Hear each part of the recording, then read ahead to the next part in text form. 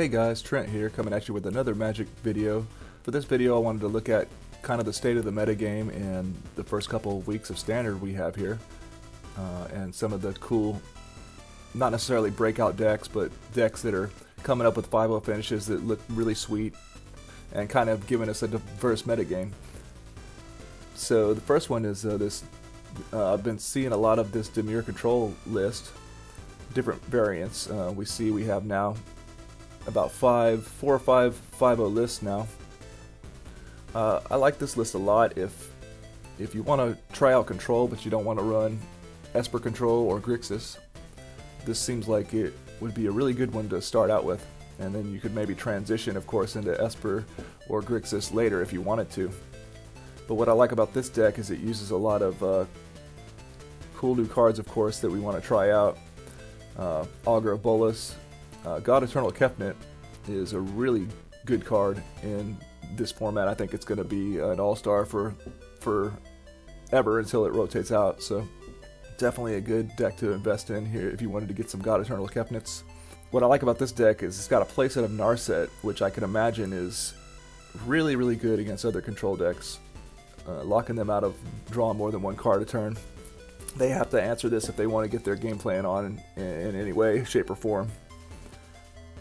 Of course, it utilizes the new Liliana, which other decks, Esper and even Grixis, are usually running maybe one of these, but this deck, looks like it's the choice top end of the deck. So that's nice. This is a really sweet card to play with as well. And Liliana, I think, complements Augur of Bolas really nice. If Augur of Bolas ends up biting the dust, you get to draw an extra card off of it and everything. Seems pretty sweet. And Ugin is turning out to be not all the rare, but a lot of the rare planeswalkers are turning out to be they almost feel like they're mythic planeswalkers. I know they don't have as many abilities, but as far as their playability, I mean, Ugin, the new Karn, the new Nissa, the new Chandra, the new Sarkhan, they're all becoming all-stars, and we'll talk more about those. As far as against mono red, I guess in the format you kind of have to weigh every deck that you consider playing against how it would do against mono red. This one I think would be okay. It looks like it's not as geared towards beating mono red, but 3 Augur of Bolas are good against mono red, and then of course you gotta stabilize long enough to get to the 3 God Eternals, and you can gain some life back. Otherwise, there's plenty of mid-range. Got the Cry of the Canariums, Tyrant Storm's good, and some cast downs to buy you that time. Oh, I forgot about Vraska's Contempt, so we got a little more life gain there. So yeah, all in all, this seems like a pretty decent, well-rounded, kind of mid-rangey control deck. I like it. If you want to try out, if you've been wanting to try out God Eternal Kefnet and enter the God Eternals, and you're looking for a shell that doesn't involve 24 rare lands on Arena, like Grixis or Esper, this may be the way to go. Speaking of mono red aggro, so the recent Star City Games Open was won by mono red aggro, but with a different variant now that we're in War of the Spark Standard. Playset of Chandrafire Artisan. And I actually watched the matches in the finals, and this card was basically the determining factor of victory in the mirror match. And I'm seeing this card more and more pop up in decks, and I admit, and I think a lot of people may have as well, I kind of wrote this card off as not that great.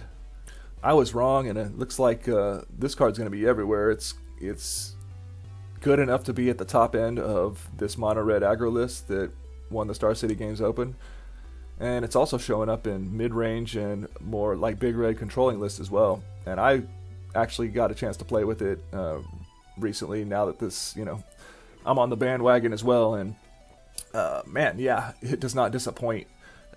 It's weird because it doesn't necessarily protect itself, but it kind of does, because your opponent doesn't really want to kill it. You tick it up immediately to 5 loyalty, and so it's like, unless they got a contempt or something like that, they have to deal damage to it to kill it, which converts to damage to your opponent, so it's pretty darn sweet.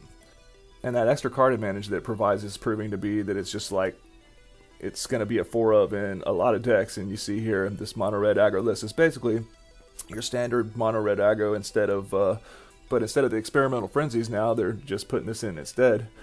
And it seems good. Seems pretty darn good. So here's the more of the big red list that is starting to make a little bit of popularity, which is a kind of list that I really like a lot. So we're on this list, we're maxed out on Direfleet Daredevils, which is kind of interesting. Got playset of Goblin Chain Whirlers. Rekindling Phoenix is still, I mean, I think people kind of forget about this card from time to time, but it's still a mega powerhouse. You know, it gives you some game against control because they have to have more specific answers to deal with it. They have to, you know, tuck it with the Teferi or Vraska's Contempt it, or double removal spell it. Siege Gang is nice for going wide. And then you got your Chandras still. This one has less Chandras in it. Most of the list I see have a playset of Chandras and maybe a couple Sarkans. This one's more spread out on the Planeswalkers, more of like a Super Friends kind of list. But there's Sarkhan too. It seems like Sarkhan and Chandra go side by side. Chandra provides you that card advantage. Your opponent doesn't want to kill it, then you drop a Sarkhan. You can plus Sarkhan and attack with Chandra then. And it's just a really nice combination. Turn 4, turn 5. This deck runs treasure maps. I was playing around with just a mono red list. Instead of treasure maps, I just used the Wily Goblin just because it's you get your ramp immediately. But treasure map seems like fun, of course a really good card as well. Of note, the mono white deck is pretty much still the mono white deck, but they're starting to splash blue for some permission, which is kind of scary. Probably more if you're a control player. It's probably to prevent board wipes and stuff like that, but I just noticed whenever I play against White Weenie now, they have the Glacial Fortresses and the Hollowed Fountains, so you always got to be on the lookout. They may main board some permission as well, you never know. Interesting, this, I don't know how many, as far as White Weenie goes, I don't know if Gideon Blackblade is usually the sideboard card or if they do have any of those main board, but as far as new cards in the set, looks like they have Gideon in the sideboard, and then this one card I've seen a couple times now, Law Rune Enforcer. So here's an interesting one called Sarkhan Midrange that it only has 2 Sarkhans, interestingly enough, but this deck is all about like a card advantage with it has this Runaway Steamkin Experimental Frenzy package plus a playset of Chandras, so a lot of card advantage. Then it does have a couple Sarkhans. I don't know why it's called Sarkhan Midrange and the other ones aren't, because this one, it's not like maxed out on Sarkhan or anything, so I don't know. Anyways, kind of a different list, but still looks pretty cool. Looks like in this one they got the Rekindling Phoenixes in the sideboard. I guess game 1 they're trying to like sort of combo off, I guess you could say, with Experimental Frenzy. Maybe depending on the matchup they'll take some of that stuff out and put in the Rekindling Phoenix. So that's an interesting one. Here's one that Jim Davis ran in that Phantom Legends. It says, I guess, red with a little green for Cinder Vides in the sideboard. That seems like pretty good tech, I guess.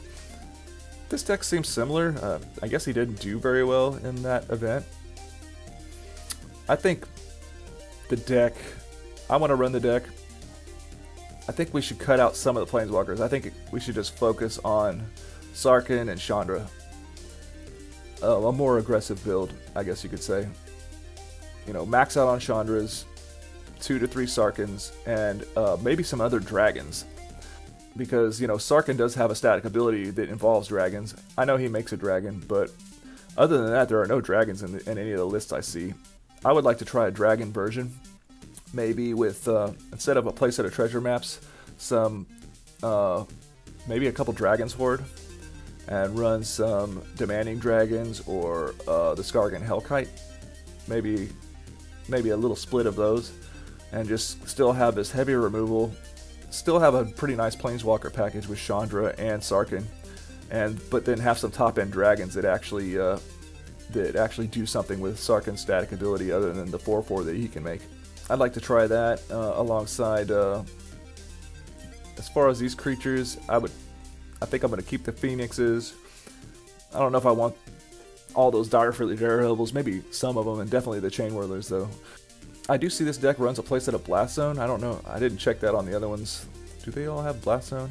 No, 22 Mountains. Okay, there's Blast Zone in this one. Wow, they're maxed out on blast zones. I'm just thinking of that with Chain Whirler. That seems kind of tough. I don't know, but I guess blast zone is that good. But yeah, here's the competitive standard league. We got a pretty nice mix of stuff. Only one mono red aggro in the most recent finish.